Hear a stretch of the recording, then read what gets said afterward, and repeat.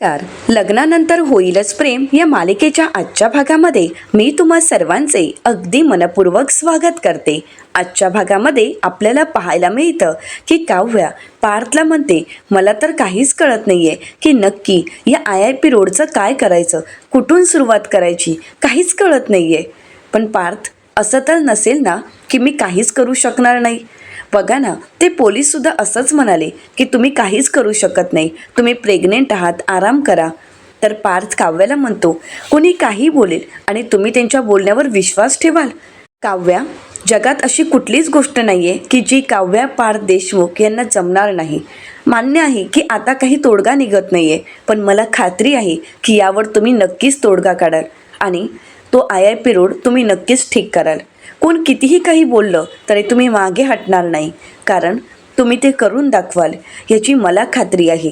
एक गोष्ट कायम लक्षात ठेवा की तुम्ही आता IAS नाही आहात, परंतु तरीसुद्धा इतकी धडपड करताय आणि IAS झाल्यानंतर सुद्धा लोक तुम्ही IAS नसताना जी कामं केलीत ना ती कायम लक्षात ठेवतील। बघा, तर काव्या पार्थला म्हणते, खरंच असं होईल का? तर पार्थ म्हणतो, हो नक्की, मला खात्री आहे आणि तुमच्यावर विश्वास आहे, तुम्ही हे करून दाखवाल, त्यामुळे प्लीज असं खचून जाऊ नका। काव्या म्हणते, खरंच मी करेन ना? पार्थ म्हणतो, हो 100%। तर काव्या पार्थला म्हणते, थँक्यू सो मच, तुमच्या बोलण्यामुळे मला धीर आला। आता काव्याचा आत्मविश्वास अजून वाढलेला असतो। तर पार्थ काव्याला म्हणतो, दॅट्स लाईक माय फिसकारलेली मांजर, असं म्हणत आता पार्थने काव्याला या सगळ्यामध्ये सपोर्ट केलेला असतो आणि पार्थचा खंबीर पाठिंबा असल्यामुळे काव्याही खूप बिंदास्त असते। तर काव्या पार्थला म्हणते, आता मी ठरवलं, माघार घ्यायची नाही, हरणार नाही, आता IIP रोड करून दाखवणार, काही झालं तरी मागे हटणार नाही।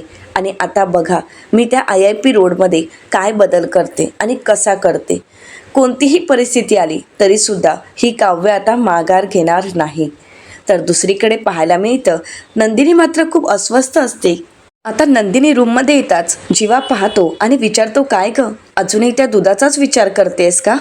तर नंदिनी म्हणते, नाही जीवा, पण मला असं वाटते की आपण काहीतरी करतोय ते चुकीचं करतोय। माझं गट फिलिंग मला सांगते की आपलं काहीतरी चुकतंय जीवा। काय चुकत असेल?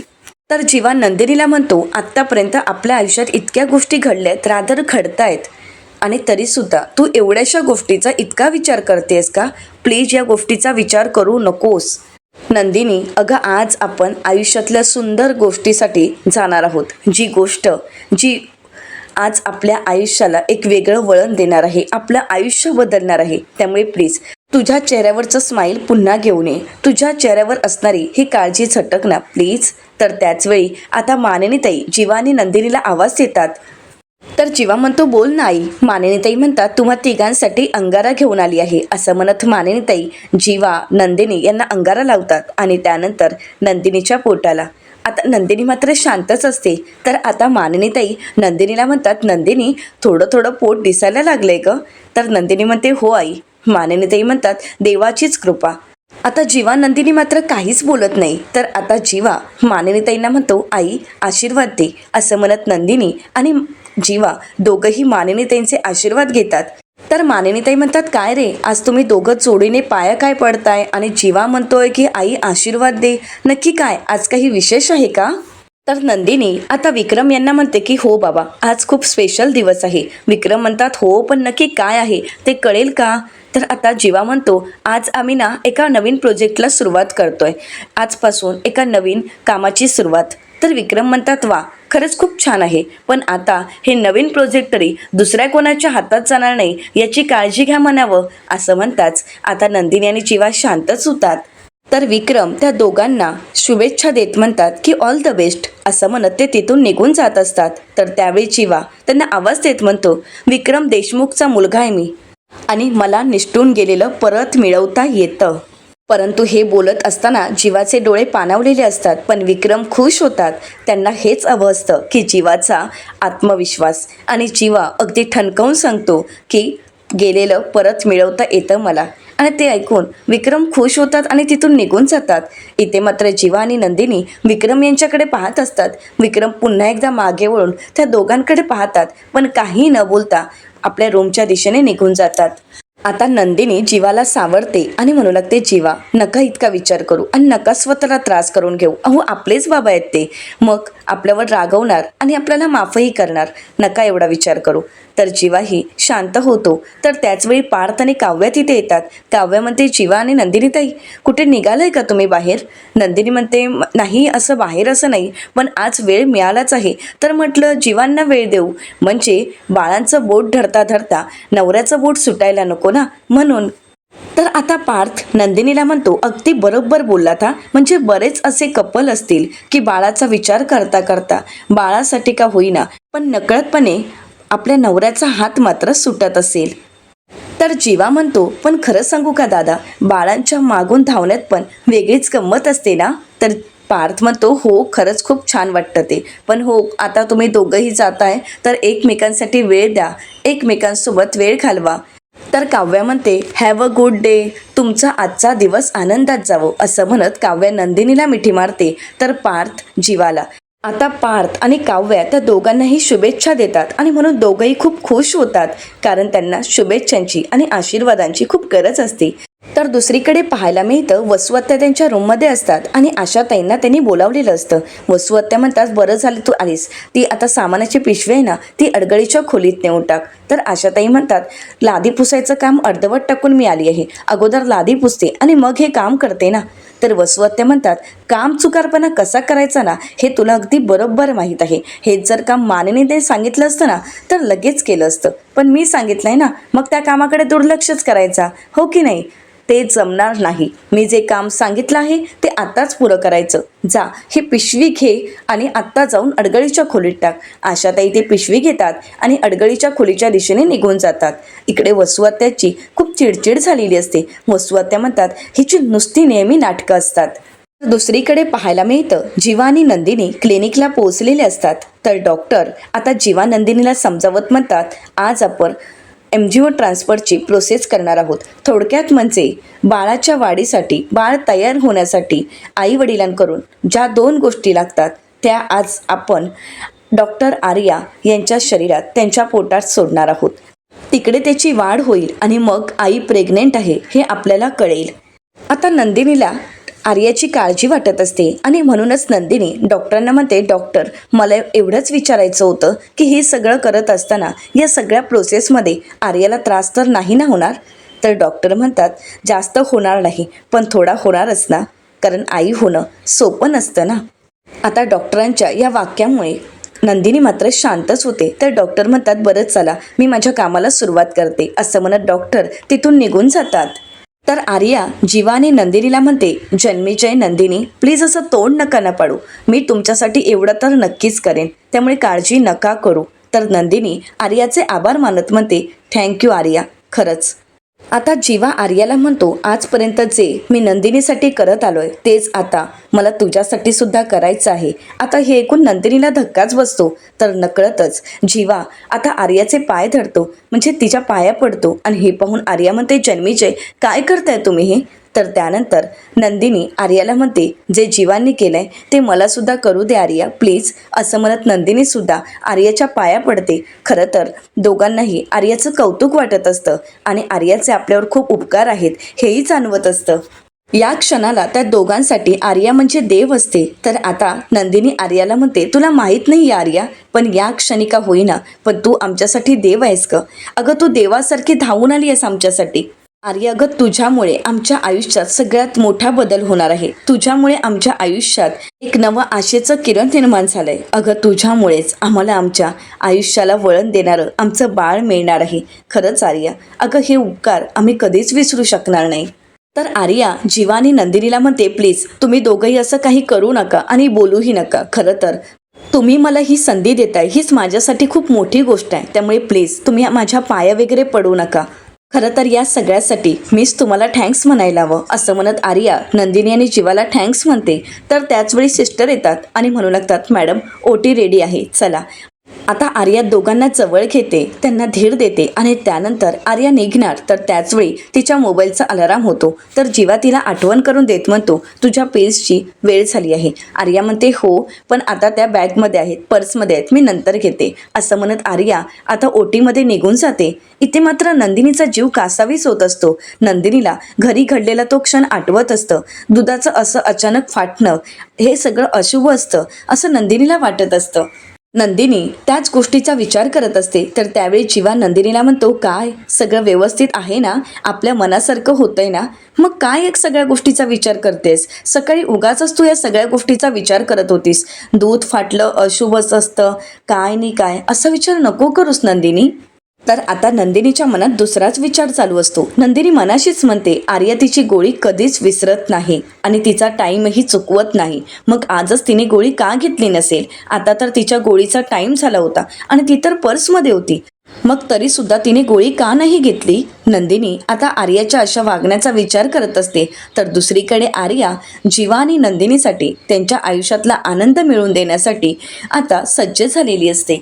आर्याला ऑपरेशन थिएटरमध्ये घेऊन गेलं जातं. आता ऑपरेशनला सुरुवातही होणार. तर दुसरीकडे जीवा नंदिनीला समजावत म्हणतो, चकाचक बाई अगं, असं म्हणत असताना जीवाचा धक्का लागतो आणि आर्याची पर्स खाली पडते आणि त्यातील एक औषधाची बॉटलही बाहेर पडते. आता ती गोळ्यांची बॉटल ज्यावेळी नंदिनी उचलते आणि त्यावरचं नाव वाचते त्यावेळी मात्र नंदिनीच्या पायाखालची जमीनच सरकते. नंदिनी जीवाला ज्यावेळी सांगते त्यावेळी जीवालाही धक्का बसतो. तर इकडे ऑपरेशनची सुरुवात झालेली असते आणि आर्या आपल्या पोटावरून हात फिरवतात. तिला जीत आणि तिचा मुलगा त्याच्यासोबत घालवलेले प्रत्येक क्षण आठवत असतात आणि त्या सगळ्या गोष्टींचा विचार करत, त्या सगळ्या गोष्टी आठवत आर्या खूप खुश असते. पुन्हा आपल्या आयुष्यात एका नवीन लहान बाळाची चाहूल लागणार, पुन्हा आपल्या आयुष्यात एक नवीन बाळ येणार, या गोष्टीनेच आर्या खूप खुश असते. तो आनंद तिच्या चेहऱ्यावर दिसत असतो. दुसरीकडे आपल्याला पाहायला मिळतं की देशमुखांच्या घरी आता आशाताई वसुआत्याने सांगितलेलं काम करत असतात आणि म्हणू लागतात, या वसुताई सुद्धा ना काय बोलावं काहीच कळत नाही, कधी कधी ना अतिच करतात. आता मी फरशी पुसायचं काम करत होते पण नाही, त्यांना ऐकूनच घ्यायचं नव्हतं. मला म्हणतात ही पिशवी आता नेऊन अडगळीच्या खोलीत ठेव. असं म्हणत आता आशाताई ती पिशवी ठेवत असतात आणि त्याचवेळी त्यांच्या हातून ती पिशवी खाली पडते आणि त्या पिशवीतील ऑलेट बाहेर पडतं. तर आशाताई म्हणतात, झालं, एक काम करायला गेलं की दुसरंच काहीतरी होतं. असं म्हणत आता ती पिशवी भरून ठेवतात आणि पुन्हा ती पिशवी बाजूला करतात. तर त्यावेळी त्यांचं लक्ष त्या ऑलेटकडे जातो. आता आशाताई ते ऑलेट हातात घेतात आणि म्हणतात, ही ऑलेट कोणाचं असेल? असं म्हणताच त्यांना आठवतं, कारण त्यांना मिळालेलं असताना त्यांनी नंदिनीला विचारलेलं असतं की नंदिनीताई हे ऑलेट जीवादादांचं आहे का? तर नंदिनी म्हणते नाही, हे ऑलेट जीवादादांचं नाही आहे. तर त्याचवेळी त्या ठिकाणी विजय येतो आणि आशाताईंच्या हातातील ऑलेट हिसकावून घेत म्हणतो, हे ऑलेट माझं आहे, जेवढं काम करायचं आहे ना तेवढंच कर, उगाच कुठल्याही गोष्टीमध्ये लक्ष देऊ नकोस. आता आशाताईंच्या लक्षात येतं की हे ऑलेट विजयचं आहे. आशाताई म्हणतात, हे ऑलेट तर विजयदादांचं आहे, बघूयात काय आहे ते. असं म्हणत आशाताई ते ऑलेट उघडून पाहतात. तर दुसरीकडे पाहायला मिळतं विजय फोनवर बोलत असतो आणि म्हणतो, नाही ना सरजी, अजूनपर्यंत ते ऑलेट मिळालंच नाही आहे. तेच तर मला काळजी वाटते की ते माझं ऑलेट कुठे असेल. काही झालं तरी ते ऑलेट कोणाच्याही हाती लागायला नको. जर माझं ऑलेट कोणाच्या हाती लागलं तर मग सगळं संपलंच. खरंच खूप आता टेन्शन आलं आहे. नाही म्हणजे दुसऱ्या कोणाच्या हाताला लागायला नको, नाहीतर खूप मोठा प्रॉब्लेम होईल. तर दुसरीकडे आता ते ऑलेट आशाताईंच्या हाती लागलेलं असतं. आशाताई त्या ऑलेटमध्ये फोटो पाहतात आणि म्हणू लागतात, हा फोटो कोणाचा आहे? हा तर फोटो रम्याताईंचा नाही आहे, मग कोणाचा असेल? नाही, ह्या सगळ्याचा शोध तर घ्यावाच लागेल. मानिनी वहिनींना दाखवते, त्याच बरोबर ओळखतील. असं म्हणत आता आशाताई ते ऑलेट मानिनीताईंना द्यायचं ठरवतात. तर दुसरीकडे हॉस्पिटलमध्ये आपल्याला पाहायला मिळतं की आता आर्या ऑपरेशन थिएटरमध्ये असते. तर दुसरीकडे जीवा आणि नंदिनी ऑपरेशन थिएटरच्या दिशेने निघालेले असतात. इकडे डॉक्टर सिस्टरना विचारतात की बीपी वगैरे नॉर्मल आहे ना? तर आता आर्याचा बीपी वगैरे नॉर्मल पाहून प्रोसेसला सुरुवात केली जाते. परंतु त्याच वेळी नंदिनी ऑपरेशन थिएटरचा दरवाजा उघडते आणि डायरेक्ट आतमध्ये येते. तर इकडे डॉक्टर आर्याला विचारतात, डॉक्टर आर्या तुम्ही रेडी आहात ना? तर आर्या आनंदाने होकार देते. परंतु त्याच वेळी नंदिनी येते आणि म्हणू लागते, थांबा. तर आता डॉक्टर नंदिनी जीवाला विचारू लागतात की तुम्ही असे अचानक आतमध्ये का आलात? प्लीज आत्ताच्या आता बाहेर चला. तर नंदिनी म्हणते, नाही, तर जीवा म्हणतो नंदिनी आपण असं ऑपरेशन नाही थांबवू शकत. नंदिनी म्हणते थांबा जीवा. तर आता डॉक्टर नंदिनीला म्हणू लागतात अहो प्रोसेसला सुरुवात झाली आहे. तर नंदिनी म्हणते नाही होणारी प्रोसेस. खरं तर आर्या आमचं बाळ तिच्या पोटात वाढवणार नाही. आता हे ऐकून आर्याला धक्काच बसतो. आर्याला तर काहीच कळत नसतं. नंदिनी पुढे म्हणते रादर मी माझं बाळ आर्याच्या पोटात वाढू देणार नाही. आता नंदिनी असं का बोलते हे ना डॉक्टरांना कळत असतं आणि ना आर्यालाही. तर दुसरीकडे देशमुखांच्या घरी आपल्याला पाहायला मिळतं विजय फोनवर बोलत असतो आणि त्याच वेळी इथे आशा अडगळीच्या रूमच्या बाहेर येते, पण तिथे विजयला पाहते आणि ती एका खांब्याच्या मागे लपून राहते. तर इकडे मानिनीताई विक्रम यांना चहा देतात आणि म्हणतात चहा छान झालाय ना. तर विक्रम म्हणतात हो खरंच खूप छान झालाय. तर त्यानंतर विक्रम यांचं लक्ष विजयकडे जातो आणि ते मानिनीताईंना विचारतात हा इकडे आहे का अजूनही. तर मानिनीताई म्हणतात हो इथेच आहे. तर विक्रम म्हणतात खरंच हा ज्यावेळी घरी असतो ना त्यावेळी एक प्रकारची निगेटिव्हिटीच असते. तर मानिनीताई विक्रम यांना म्हणतात मी आलेचा वाद वाढवून येते. तर इकडे विजय ह्याचा फोन चालूच असतो. तर वसू आत्या रूमच्या बाहेर येतात आणि पाहतात तर विजय फोनवर बोलत असतो, परंतु आशाताई त्यांच्या मागे उभ्या असतात. आता आशाताई विजयपासून लपून लपून ते पॉकेट घेऊन येत असतात आणि इकडे वसू आत्या मनाशीच म्हणतात ही आशा अशी विजयपासून लपून का येते, काय लपवत असेल नक्की ही. तर इकडे आशाताई ज्यावेळी जिना उतरत असतात त्यावेळी त्यांनी त्यांच्या हातातील ऑलेट पुढे पकडलेलं असतं आणि हे वसू आत्या पाहतात. आता वसू आत्या त्यांच्या दिशेने जिना खाली उतरत असतात. तर इकडे आशाताई उतरत असतात आणि त्यावेळी वसू आत्या आशाताईंना आवाज देत म्हणतात आशा तिथेच थांब. आता आशाताई घाबरतात आणि त्यांच्या हातातील ऑलेट खाली पडतं.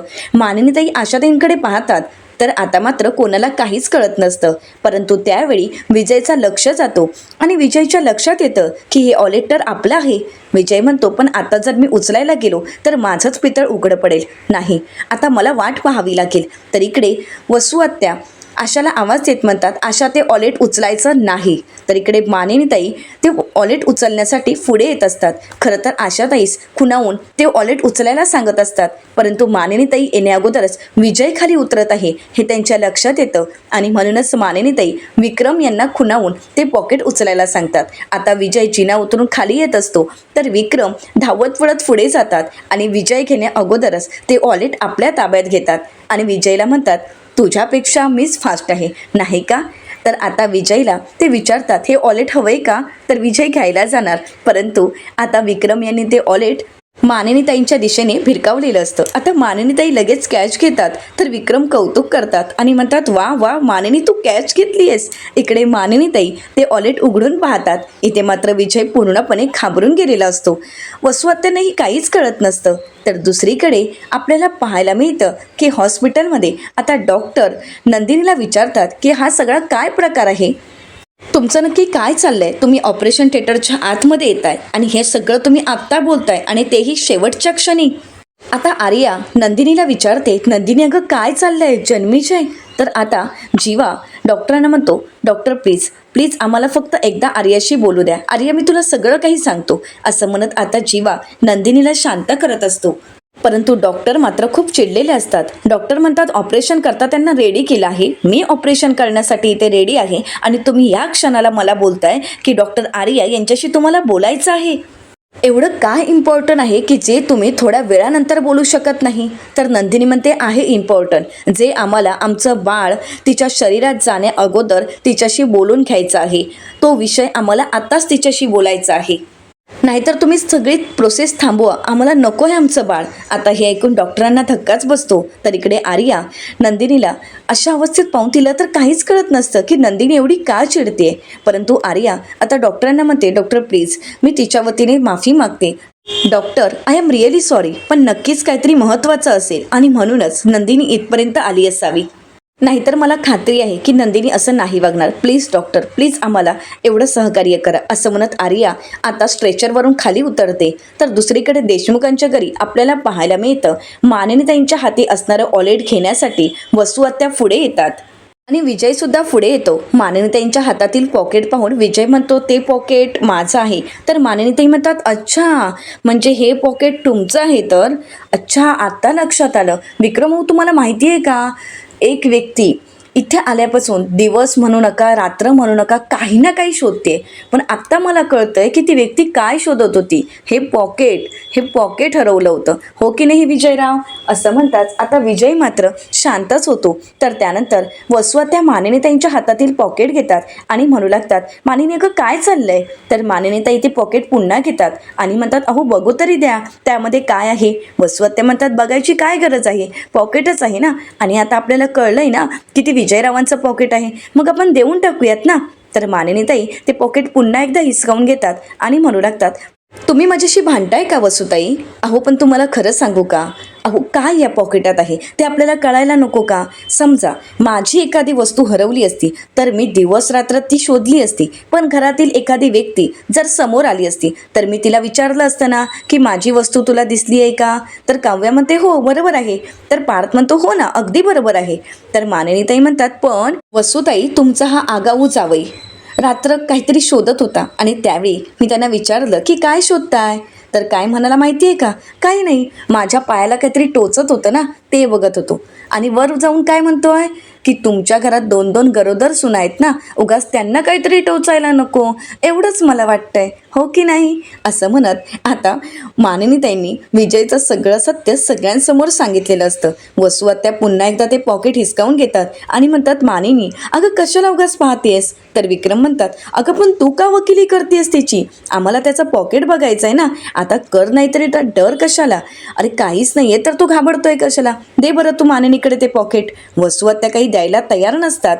तर पार्थ म्हणतो द्या ना पॉकेट, परंतु वसुआत्या काही पॉकेट द्यायला तयार नसतात. तर आता वसुआत्यांचं असं वागणं पाहून काव्या म्हणू लागते, वसुआत्या अहो तुम्हाला काय नक्की प्रॉब्लेम आहे? जर देशमुखांच्या हातून हा जर कॉन्ट्रॅक्ट हिसकावून घेत असेल, आय मीन हे, तर विक्रम म्हणतात हे वगैरे काही नाहीत, हाच तो, त्याची लायकीच तेवढी आहे. तर आता विक्रम यांचं बोलणं ऐकून काव्या म्हणते, हा जर देशमुखांच्या हातून कॉन्ट्रॅक्ट हिसकावून घेत असेल तर मग हे देशमुख त्याच्या हातून पाकिट हिसकावून घेऊ शकत नाहीत का? आणि त्याच्या पाकिटात काय आहे हे पाहू शकत नाहीत का? पण वसुआत्या तुमच्या नाकाला मिरच्या का झोंबतायत? तर पार्थ म्हणतो, वसुआत्या तुझा हा जावई धुतल्या तांदळासारखा आहे ना, मग काय झालं विजय, घाबरायची काय गरज आहे? विजयचं मात्र ततपप होत असतं, त्याला काय बोलावं काहीच कळत नसतं, कारण तो घाबरून गेलेला असतो. विजय असं दाखवून देत असतो की मी घाबरलोच नाही. विजय म्हणतो, मी कुठे घाबरलोय? तर मानिनीताई आशाला विचारतात, काय का आशा, कुठे सापडलं हे पॉकेट? तर आशाताई म्हणू लागतात, अडगळीच्या खोलीत. तर वसुआत्या आता आशावर चिडतात आणि म्हणू लागतात, तुला कसं कळलं ग? मला खात्री आहे ते पॉकेट ना तूच नेऊन टाकलं असेल तिथे. तर आता काव्या म्हणू लागते, ते सगळं जाऊ देत, पण त्या पॉकेटात असं खास काय आहे की त्यासाठी एवढे तुम्ही धावत पळत आलात विजयराव? असं म्हणत आता काव्या विजयला प्रश्न करते. विजय मात्र घाबरून गेलेला असतो, त्याची बोलतीच बंद झालेली असते. तर येणाऱ्या पुढील भागामध्ये आपल्याला पाहायला मिळतं की आता नंदिनी आर्याला जाब विचारते आणि म्हणू लागते, हे काय आहे आर्या, या पिल्स तुझ्या पॉकेटमध्ये तुझ्या पर्समध्ये काय करतायत? आता मात्र आर्या काय उत्तर देईल काहीच कळत नसतं. तर दुसरीकडे देशमुखांच्या घरी एका पॉकेटाने मात्र कल्लोळ गाजवलेला असतो. सर्वजण पॉकेट ते पाहण्यासाठी एकमेकांशी भांडत असतात. तर वसुआत्यांच्या हातात असणारं पॉकेट नकळतच मानिनीताई आपल्या हातात घेतात आणि म्हणतात, सापडलं पॉकेट. तर विक्रम म्हणू लागतात, बघ त्यामध्ये नक्की असं काय आहे? तर आता मानिनीताई त्या पॉकेटमध्ये पाहणार. तर त्यावेळी विक्रम म्हणू लागतात, बघू आपल्यालाही कळायला पाहिजे याची नक्की चुलत बहीण कोण आहे. आता मानिनीताई पॉकेट उघडणार, परंतु त्याच वेळी तिथे रम्याची एंट्री होते आणि रम्या ते पॉकेट आपल्या हातात घेते. आता रम्याच्या या एंट्रीनंतर नक्की देशमुखांच्या घरात अजून काय काय पाहावं लागणार, काय काय सहन करावं लागणार त्यांना, हे तर पाहणं अतिशय रंजक ठरणार आहे. मित्रांनो, अशाच मालिकांचे नवनवीन अपडेट पाहण्यासाठी चॅनलला नक्कीच सबस्क्राईब करा. आजचा व्हिडिओ तुम्हाला कसा वाटला हे कमेंट करून नक्कीच कळवा. आजचा व्हिडिओ जर आवडला असेल तर व्हिडिओला लाईक करायलाही विसरू नका. व्हिडिओ पाहिल्याबद्दल तुम्हा सर्वांचे अगदी मनपूर्वक धन्यवाद.